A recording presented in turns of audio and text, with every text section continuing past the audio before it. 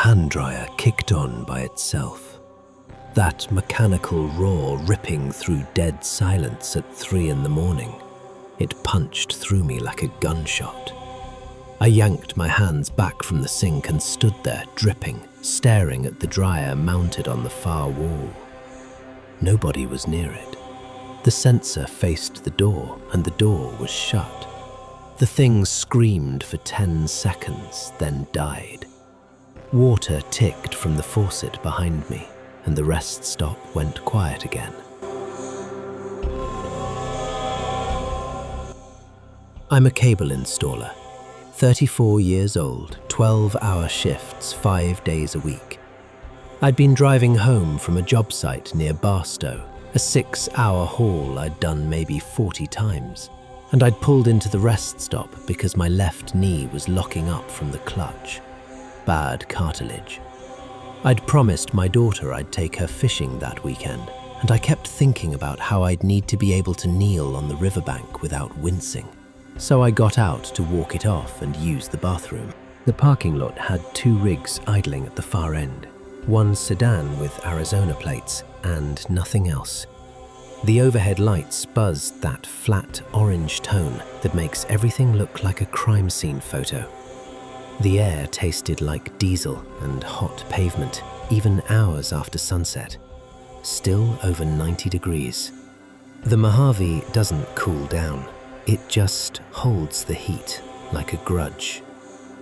The restroom was cinder block walls, one working fluorescent tube, and a floor drain that smelled like something had crawled into the pipe and given up.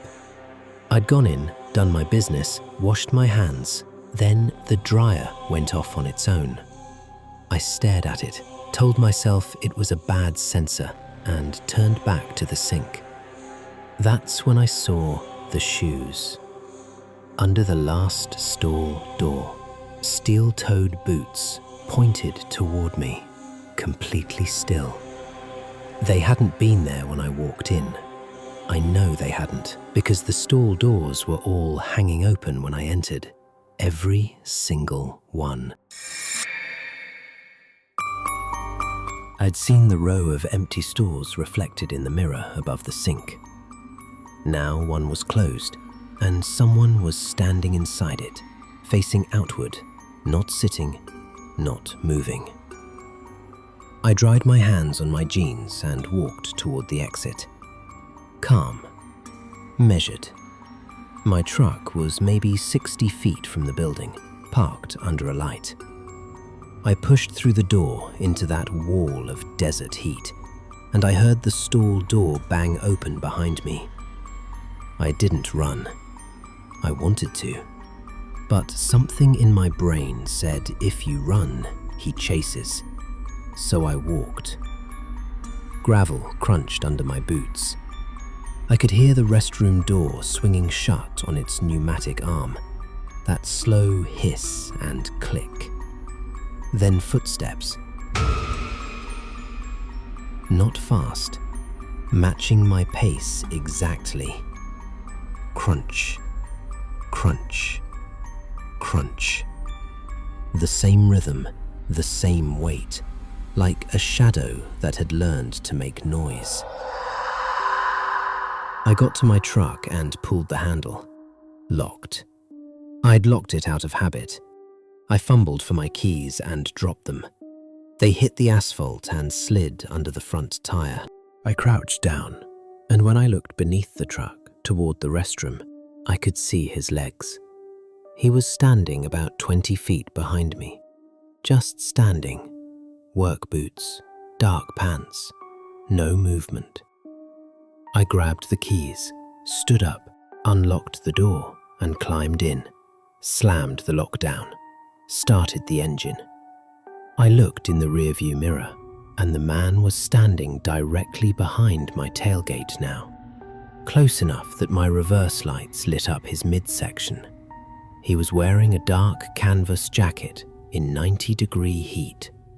His hands were at his sides, and he was holding something in his right fist, something narrow and metallic that caught the light.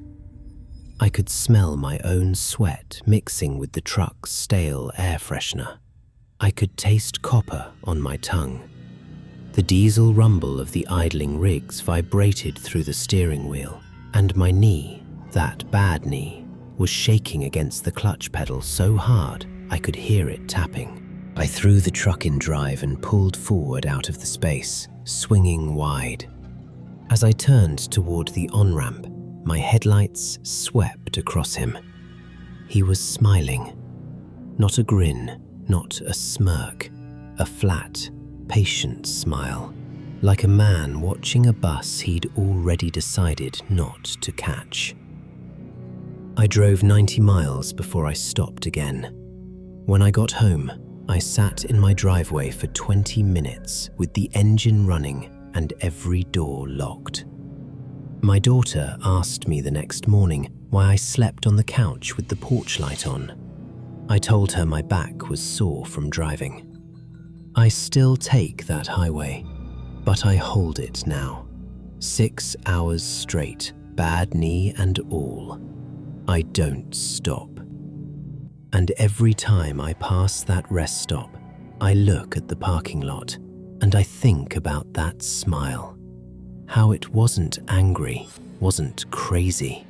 It was calm, like he'd done this before, like he'd do it again. Like the only thing that changed his night was that I had faster hands than whoever came before me.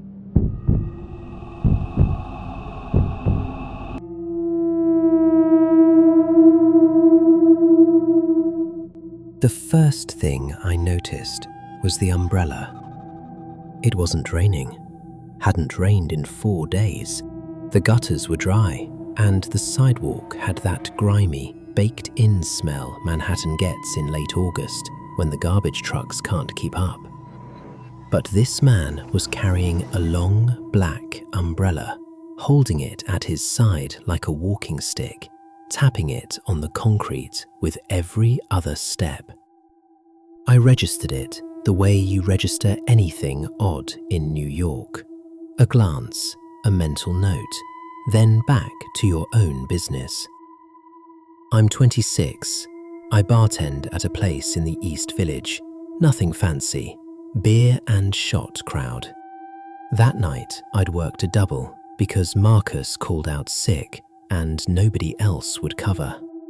I'd closed at 2, wiped everything down, counted the drawer, and walked out at 2:40. I had a piece of nicotine gum in my cheek. I'd been trying to quit for my girlfriend, and the gum was the compromise. And I could taste that sharp, peppery burn mixing with the smell of old fryer oil drifting from the halal cart that parks on the corner overnight. The air was thick and warm, maybe 80 degrees. The kind of night where the subway grates breathe hot air up your pant legs and the city feels like it's running a fever. I live 14 blocks from the bar. I walk it every night. The route takes me up 2nd Avenue, left on 11th, then north on 1st. It's not a quiet walk. There's always somebody out, always a cab, always a light on somewhere. But that night the streets were thinner than usual. A Tuesday in August, half the city on vacation or hiding from the heat. I spotted the umbrella man on 2nd Avenue, about a block behind me. Tall, dark coat, another winter garment in summer, and that steady tap, tap, tap of the umbrella tip on the sidewalk. He was walking in my direction, same side of the street. Nothing unusual. 2 people heading the same way at 2 in the morning in Manhattan. I turned left on 11th. The tapping continued behind me. I glanced back at the corner, and he was making the same turn, maintaining the same distance. 1 block back, same pace. The umbrella swinging like a pendulum. My stomach tightened, but I forced it loose. This is New York. People share routes. I turned north on 1st Avenue and waited for the relief of hearing those taps fade south or east or anywhere else. They didn't. Tap, tap, tap. looked at the reflection in a darkened storefront window. He was there. Same block of distance, exact same cadence. I stopped at a crosswalk and pulled out my phone, pretending to check a message. I let him close the gap. This was the test. If he walked past me, it was nothing. A coincidence. A guy going home. He stopped too. One storefront behind me. The tapping stopped. I could hear a window, AC unit rattling above us. A car alarm pulsing somewhere on a side street. And then nothing from behind me. Just the absence of the tapping, which was somehow worse. The light changed. I walked. The tapping resumed. I did something I'd never done before. I crossed the street mid-block, jaywalking through a gap in traffic. A cab honked. I jogged 3 steps and hit the opposite sidewalk. I looked back. He crossed too. Same mid-block angle. Not jogging, walking. The umbrella tucked under his arm now, both hands free. 8 blocks from my apartment, I called my girlfriend. She picked up on the 5th ring, voice thick with sleep. "What's wrong?" I told her to buzz me in the second I hit the door. Don't ask questions, just hold the button. She heard something in my voice and said, "Okay." I walked faster. He walked faster. I could hear his shoes now. Hard soles, leather. A sharp clack mixing with the tap of the umbrella, which was back in his hand. The smell of garbage and wet concrete filled my nose. A dog barked from an open window above me. My gum had gone tasteless, and I was biting down on it so hard my jaw ached. 4 blocks.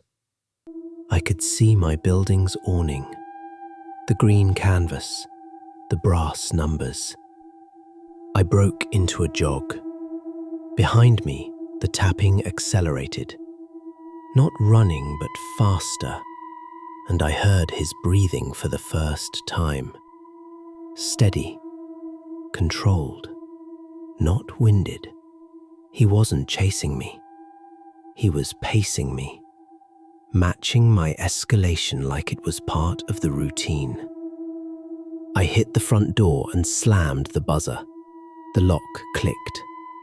I pulled the door open, stepped inside and turned around. He was standing at the base of the steps, 5 feet away. The lobby light hit his face for the first time. Ordinary, completely ordinary. Middle-aged, clean-shaven, neutral expression. He looked at me through the glass door the way you'd look at a menu you've already decided against. Then he turned the umbrella upside down, rested both hands on the handle, and just stood there. I went upstairs. My girlfriend was at the door. I locked every lock, deadbolt, chain, the little flip latch that doesn't actually do anything. I went to the window and looked down. He was gone. But the umbrella was leaning against our stoop railing, placed there, deliberately. It sat there for 3 days before the super threw it out. I watched him carry it to the curb from 4 stories up, and I swear I heard the tap of it hitting the sidewalk one more time. Just once, and then never again. Don't walk that way tonight. The woman said it without looking at me. She was sitting on a bench outside the corner shop on the Rue de Flandre, wrapping a scarf around her hands, and she said it to the air in front of her, like she was reading a departure board. I almost didn't register it as speech. I thought she was talking to herself. Brussels has a lot of that. especially in Molenbeek after midnight. People muttering, radios playing from upstairs windows, the occasional argument echoing off the canal. I kept walking. I'm 31. I teach English at a language school in the city centre, and I'd been living in Brussels for 2 years.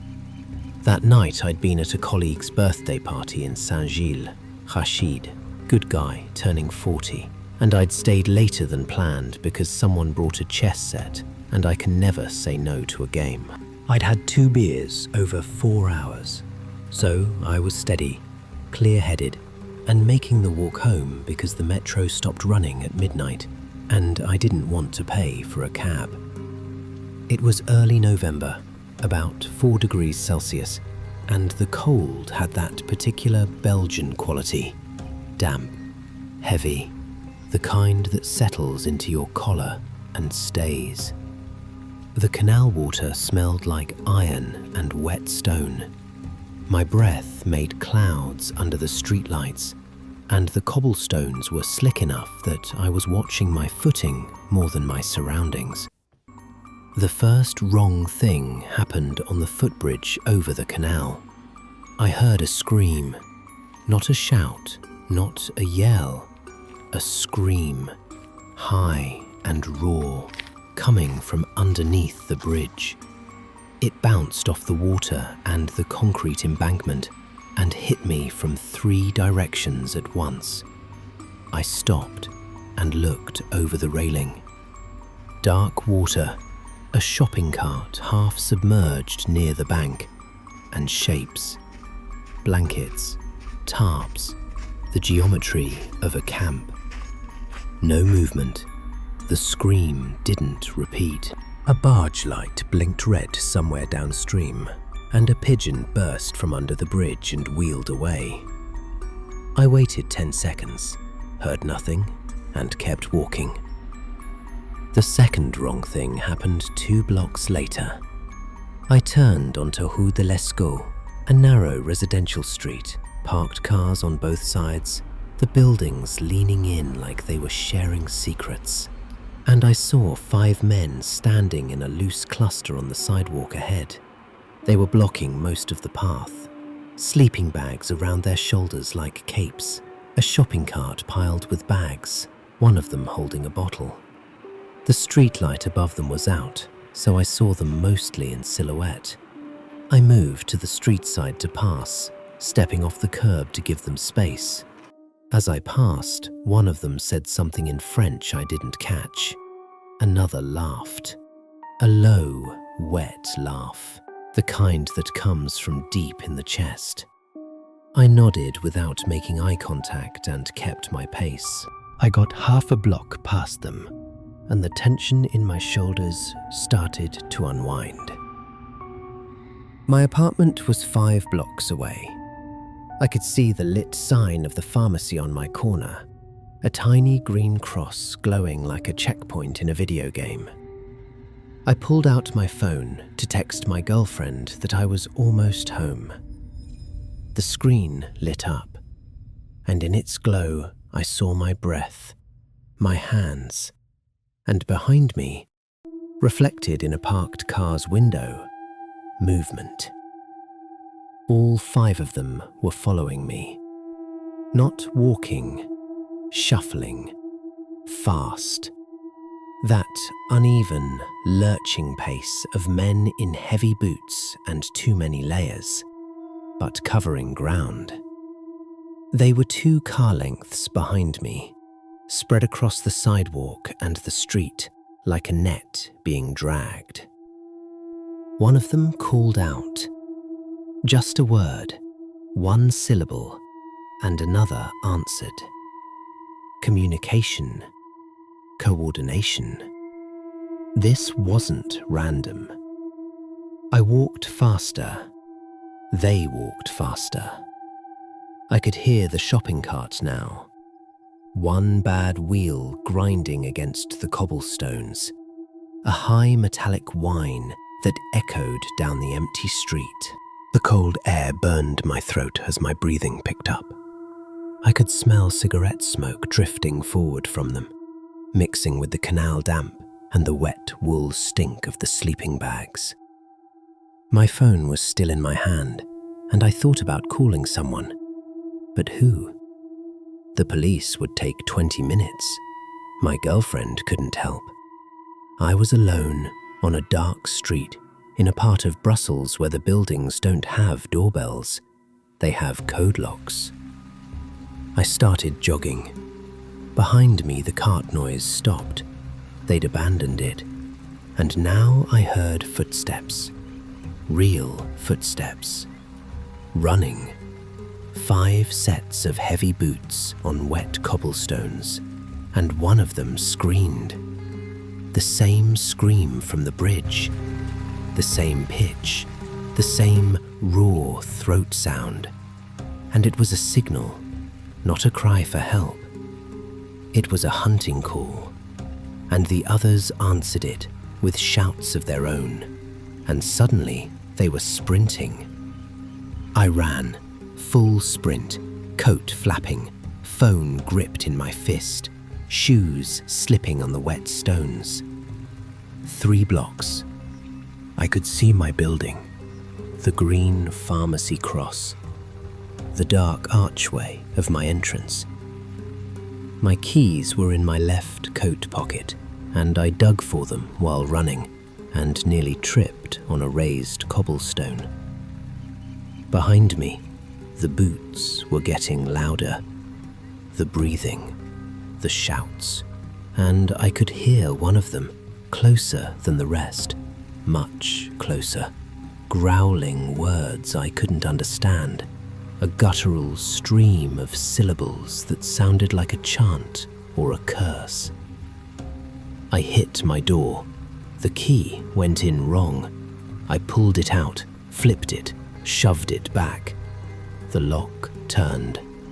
I threw my weight against the door, and it swung inward, and I stumbled into the dark hallway and slammed it shut behind me. The lock caught. A fist hit the door, then another.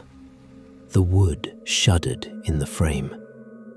I pressed my back against it and felt every impact through my spine. The cold of the tile floor seeped through my shoes.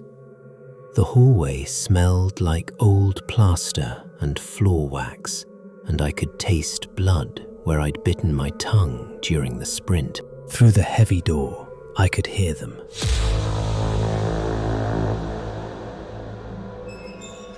All of them, panting, shuffling, one of them kicking the base of the door, and then that scream again, muffled now but close enough that I could feel it vibrate in my sternum. It lasted maybe 45 seconds, then footsteps moving away, voices fading, the whine of the shopping cart picking back up somewhere down the street. Then nothing but my own heartbeat filling the hallway. I went upstairs. I locked my apartment. I sat on the kitchen floor in the dark and listened to the building settle. My girlfriend was asleep. I didn't wake her. I sat there until the sky turned grey through the window, and then I got up, made coffee, and went to work like it hadn't happened. But here's the thing that still sits with me 3 years later. That morning, before I left for school, I looked out my window at the street below. The shopping cart was parked directly in front of my building, and sitting on top of the pile of bags, folded neatly, placed with obvious care, was a man's coat, dark green, my size, like a gift or a receipt. It was gone by the time I came home, and nobody I asked in the building had seen anyone put it there. But someone had stood at my door in the daylight, looked at the building where I lived, and left something for me to find. That's the part I can't make fit. That's the part that tells me they knew exactly where I went. And the part that keeps me checking the street from the window every night before I pull the curtains shut.